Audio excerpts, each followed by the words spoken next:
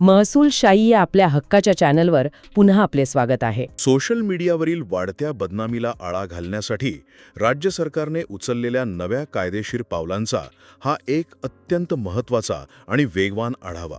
आजकाल सोशल मीडियावर पुराव्याशिवाय कोणाचीही बदनामी करणं खूप सोपं झालंय आणि म्हणूनच सामान्य माणसांना या त्रासातून बाहेर काढण्यासाठी आणि एक ठोस कायदेशीर उपाय शोधण्यासाठी महाराष्ट्र शासनाने आज एक मोठी उच्चस्तरीय समिती स्थापन केली आहे. पहिली गोष्ट म्हणजे या समितीची रचना. आता बघा, राज्याचे पोलीस महासंचालक या समितीचे अध्यक्ष असणार आहेत आणि त्यांच्यासोबतच कायदा, IT आणि महिला बालविकास विभागाचे अधिकारीही असतील. म्हणजे ही काही फक्त खाकी वर्दीतल्या पोलिसांची समिती नाहीये, तर तंत्रज्ञान आणि कायद्याची सांग घालणारी एक अतिशय स्मार्ट टास्क फोर्स आहे. दुसरा मुद्दा, आणि हा खूपच महत्त्वाचा आहे, तो म्हणजे या समितीचं मुख्य उद्दिष्ट.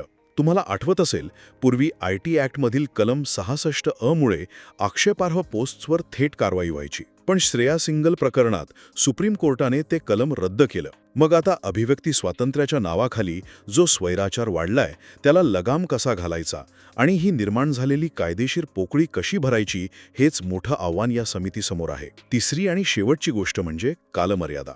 सोप्या भाषेत सांगायचं तर या समितीकडे अनिश्चित असा काळ नाहीये.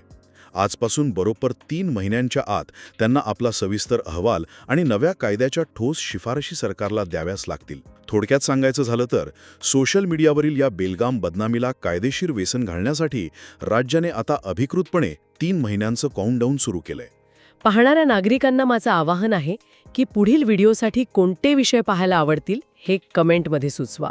अधिक माहितीसाठी आमच्या चॅनलच्या व्हॉट्सअप आणि टेलिग्राम ग्रुपमध्ये नक्की सामील व्हा. हा व्हिडिओ आपल्या मित्रांना व्हॉट्सअप ग्रुपमध्ये फॉरवर्ड करा, जेणेकरून माहिती प्रत्येक गरजू व्यक्तीपर्यंत पोहोचेल. नक्कीच. लवकरच भेटू पुढील भागात. धन्यवाद. जय महाराष्ट्र.